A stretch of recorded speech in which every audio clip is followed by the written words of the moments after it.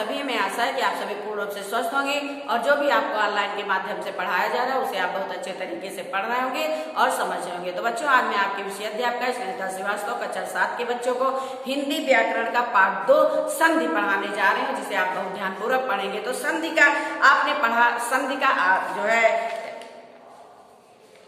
संधि में आप पढ़ चुके हैं कि संधि किसे कहते हैं, संधि कितने प्रकार की होती है और स्वर संधि कितने प्रकार की होती है। तो आइए, हमने पहले भाग में आपको स्वर संधि तक पढ़ाया था कि स्वर संधि किसे कहते हैं। स्वर संधि का मतलब कि जिसमें स्वर और स्वर का जोड़ होता है उसे स्वर संधि कहते हैं। आइए हम आपको बताते हैं कि स्वर संधि कितने प्रकार के होते हैं। तो बच्चों, स्वर संधि जो होती है वो 5 प्रकार की होती है। कौन कौन सी? दीर्घ संधि, गुण संधि, वृद्धि संधि, यण संधि और अयादि संधि। ये 5 संधियां जो होती हैं ये स्वर संधि, क्योंकि आपने पढ़ा स्वर संधि 3 प्रकार की होती है। स्वर संधि मतलब कि संधियां आपने पढ़ा, संधि 3 प्रकार की होती है, स्वर संधि, व्यंजन संधि और विसर्ग संधि। अब आप पढ़ने जा रहे हैं कि स्वर संधि कितने प्रकार की होती है। स्वर संधि 5 प्रकार की होती है।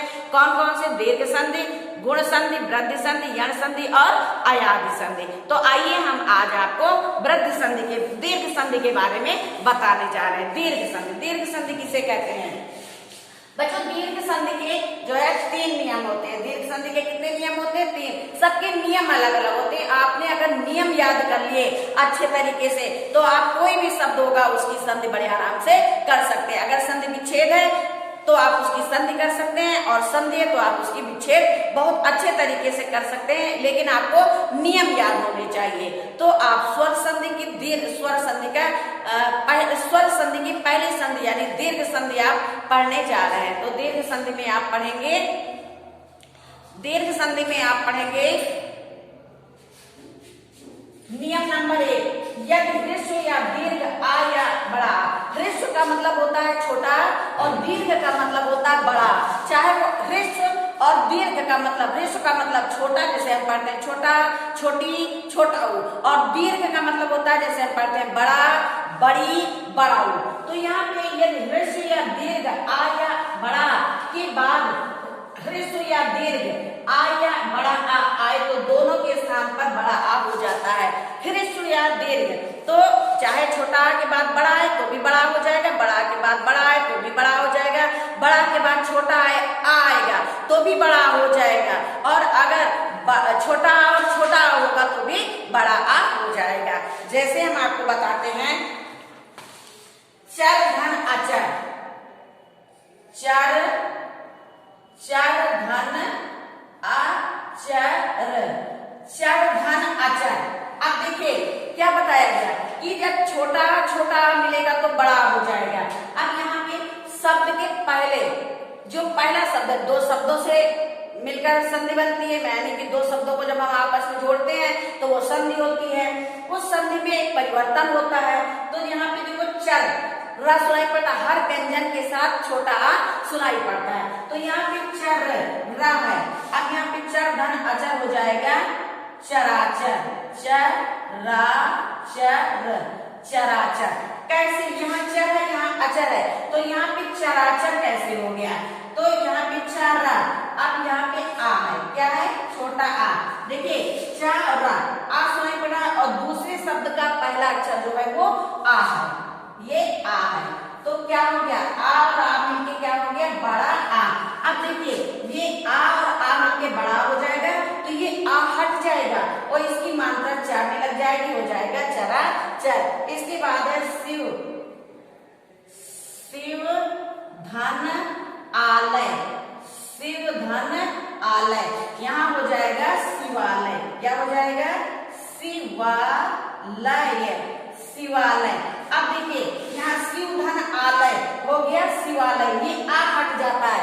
ये जो बड़े आ की मात्रा होती है तो मात्रा लग जाती है, यानी कि स्वर जो है हट जाता है लेकिन उसका चिन्ह लगा रहता है। शिव धन आलय, तो ये आ हट जाता है और इसकी मात्रा यहाँ पे लग जाती है। अब इसमें देखिए यहाँ पे शिव है, वाह के साथ यहाँ पे छोटा आ सुनाई पड़ रहा है और यहाँ पे बड़ा आ दिखाई पड़ रहा है। छोटा आ और बड़ा आ जब हम जोड़ देंगे तो क्या हो जाएगा? बड़ा आ। इसके बाद है परीक्षा धन अर्थी, परीक्षा धन अर्थी। यहाँ जा रहे हैं आपका परीक्षा, परीक्षा धन अर्थी, यहाँ पे हो जाएगा परीक्षार्थी, परीक्षार्थी। अब देखिए यहाँ पे परीक्षा, छ में आ की मात्रा दिखाई पड़ रही है, तो यहाँ पे हम बड़ा आ लिखते हैं, बड़ा आ, और यहाँ पे छोटा आ दिखाई पड़ रहा है, तो यहाँ पे हम लिखते हैं छोटा आ। तो बड़ा आ और छोटा आ क्या हो जाता है, बड़ा आ। तो अब आप हमें आशा है कि आप समझ गए होंगे कि जब हम छोटा आ जोड़ेंगे तो बड़ा हो जाएगा, जब हम बड़ा आ जोड़ेंगे तो बड़ा आ हो जाएगा, जब हम छोटा आ के साथ बड़ा आ जोड़ेंगे तो बड़ा आ हो जाएगा, जब हम बड़ा आ के साथ छोटा आ जोड़ेंगे तो भी बड़ा आ हो जाएगा। ये आपका नियम नंबर 1 था। अब हम आपको नियम नंबर 2 बताएंगे।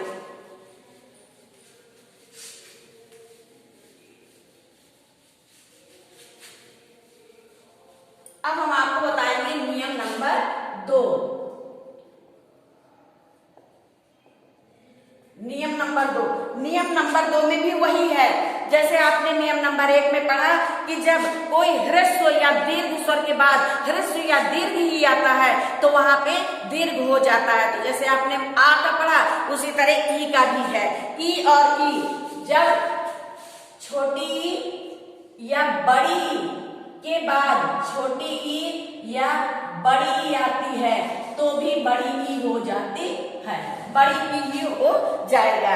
जैसे रवि धन इंद्र, रवि धन इंद्र, अब यहाँ पे हो जाएगा रविंद्र, क्या हो जाएगा, रविंद्र। अब देखिए रवि वा में यहाँ पे छोटी की मात्रा है तो ये है छोटी की मात्रा और यहाँ पे भी छोटी है, तो जब हमने छोटी और छोटी को आपस में जोड़ दिया तो क्या हो गया, बड़ी ई।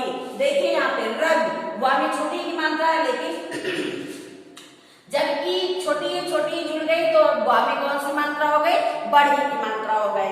अब जैसे लिखा है कापी, कापी धन ईश, यहाँ पे हो जाएगा कपीस, क्या हो जाएगा, कपीस, कपीस।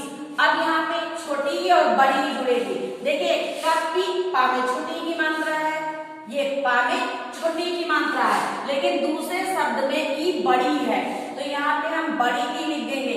इस प्रकार जब हम छोटी ई और बड़ी ई को आपस में जोड़ेंगे तो क्या हो जाएगा, बड़ी ई। जैसे यहाँ पे पा में छोटी की मात्रा लगी है और यहाँ पे जब हम नया शब्द बनाते हैं तो पा में बड़ी की मात्रा हो जाती है। इस प्रकार है मही धन ईस, मही धन ईस, यहाँ पे हो जाएगा नया शब्द महिष, महिष। अब देखिए मही हमें बड़ी की मात्रा है, यहाँ पे हम बड़ी लिखते हैं और फिर यहाँ पे भी बड़ी है, बड़ी ई लिख देते हैं। अब बड़ी ई आपने पढ़ा, बड़ी ई हो जाता है, यहाँ पे हाँ में बड़ी की मात्रा है, अब ये ई हट जाएगा और सा हो जाएगा महेश। तो ये तो आपने पढ़ा नियम नंबर 2। अब हम आपको बताते हैं नियम नंबर 3। नियम नंबर 3 में क्या है, जब हम छोटा ऊ और बड़ा ऊ के साथ छोटा ऊ या बड़ा ऊ जोड़ देंगे तो यहाँ पे क्या हो जाएगा, बड़ा ऊ। जैसे आपने आ का नियम नंबर 1 आ का पढ़ा छोटा बड़ा, नियम नंबर 2 में छोटी बड़ी पढ़ा, उसी प्रकार नियम नंबर 3 में छोटा ऊ या बड़ा ऊ। जब छोटा ऊ के साथ छोटा ऊ जुड़ेगा तो बड़ा ऊ हो जाएगा, बड़ा ऊ के साथ बड़ा ऊ जुड़ेगा तो बड़ा ऊ हो जाएगा, बड़ा ऊ के साथ छोटा ऊ जुड़ेगा तो भी बड़ा ऊ हो जाएगा, और जब बड़ा ऊ के साथ छोटा ऊ के साथ बड़ा ऊ जुड़ेगा तो भी बड़ा ऊ हो जाएगा। जैसे भानु धन उदय, भानु धन उदय, यहाँ लिखा भानु धन उदय। अब नाम में कौन सी मात्रा लगी है, छोटा ऊ की, तो यहाँ पे भानु धन उदय, यहाँ हो जाएगा भानुदय, क्या हो जाएगा, भानुदय। अब कैसे ये भानुदय हो गया, यहाँ पे नाम में छोटे ऊ की मात्रा है तो यहाँ पे हम छोटा ऊ लिखते हैं और यहाँ पे भी छोटा ऊ है तो यहाँ छोटा ऊ लिखते हैं, दोनों को मिलाकर यहाँ पे हो जाता है बड़ा ऊ। तो इसलिए यहाँ पे नामे छोटे ऊ की मात्रा थी लेकिन जब नया शब्द बना तो नामे बड़े ऊ की मात्रा हो गई। फिर जैसे है वधू धन उत्सव, वधू धन उत्सव हो जाएगा वधूत्सव, वधूत्सव, वधूत्सव, वधूत्सव। अब यहाँ पे धा में बड़े ऊ की मात्रा है, धा में कौन सी मात्रा है, बड़े ऊ की, और दूसरे शब्द में है छोटा ऊ, तो इस प्रकार बड़ा ऊ और छोटा ऊ मिलके भी बड़ा ऊ हो जाता है, वधूत्सव।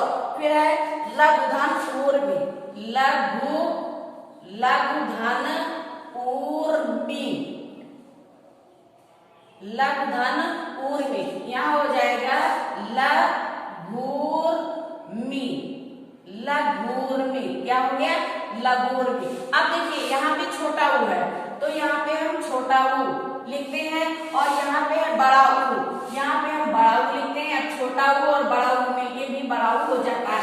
जैसे यहाँ पे घा में छोटे ऊ की मात्रा है, और जब छोटा ऊ और बड़ा ऊ मिला तो यहाँ पे घा में बड़े ऊ की मात्रा हो गई लघूर्मी।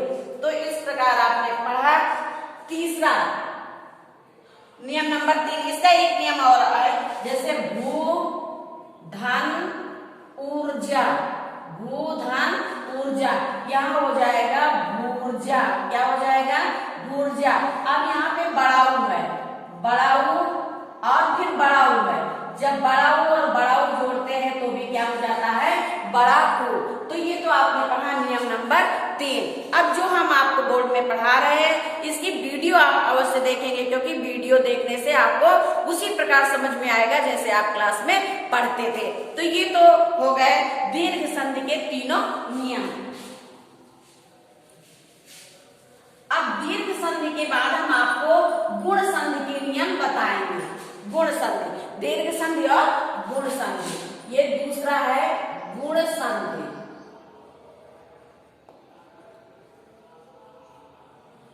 गुण संधि, बच्चों गुण संधि का नियम होता है जब ह्रस्व या दीर्घ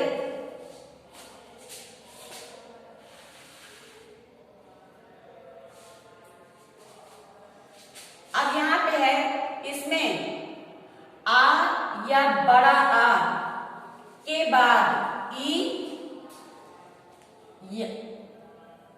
या बड़ी ई हो तो उसके स्थान पे ए हो जाता है, उसके स्थान पे क्या हो जाएगा, ए हो जाएगा, ए। जब छोटा आ या बड़ा आ के बाद, अब आप असमान स्वर में पहुंच रहे हैं। अभी आपने पढ़ा आ के बाद आ ही जुड़ेगा, चाहे ह्रस्व दीर्घ हो, ई के साथ ई जुड़ेगी और ऊ के साथ ऊ जुड़ेगा। लेकिन देखिए यहाँ पे असमान स्वर आ या बड़ा आ के बाद छोटी ई या बड़ी ई आएगी तो क्या हो जाएगा, ए हो जाएगा। आइए इसका हम नियम बताते हैं।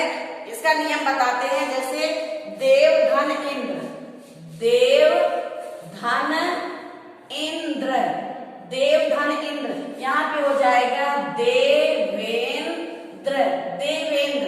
इसका देखिए यहाँ पे वा के साथ आ सुनाई पड़ रहा है, ठीक है, क्योंकि हर व्यंजन के साथ आ होता है। अब इसमें क्या जुड़ रहा है, छोटी ई, तो जब आ और ई जुड़ेगा तो ए हो जाएगा। देखिए यहाँ पे आप देख रहे हैं देव लिखा इंद्र, अब ये दावे की मात्रा यहाँ लगी है, लेकिन वा में भी ए की मात्रा लग गई, देवेंद्र। फिर है महाधन इंद्र, यहाँ हो जाएगा महेंद्र, क्या हो जाएगा, महेंद्र। अब यहाँ पे बड़ा आ के साथ छोटी ई जुड़ रही है, यहाँ पे भी ए हो जाएगा महेंद्र, ठीक है। तो इस प्रकार आपने आज गुण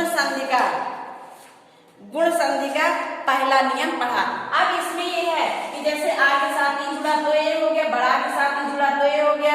अब यहाँ पे छोटा आ के साथ बड़ी जुड़ सकती है, बड़ा के साथ बड़ी जुड़ सकती है, ठीक है। तो अब इसका जब पीडीएफ भेजा जाएगा तो आप पीडीएफ में जितने भी नियम होंगे आप सब नियम लिखेंगे। उदाहरण के रूप में हम आपको 2-2, 3-3 नियम बता रहे हैं। अब आज हमने आपको गुण संधि का पहला नियम बताया, इसके 2 नियम जो हैं वो हम अगले टर्म में बताएंगे। तो बच्चों हमें आशा है कि आपको संधि के बारे में पता चल गया होगा अच्छी तरह से, और संधि में जो हमने आपको स्वर संधि के 3 प्रकार, स्वर संधि के 5 प्रकार पढ़ाए, उसमें हमने आज आपको दीर्घ संधि पूरा पढ़ाया और गुण संधि का एक पहला नियम हमने पढ़ाया। तो बच्चों आज ये संधि का दूसरा भाग यहीं पे समाप्त होता है। धन्यवाद।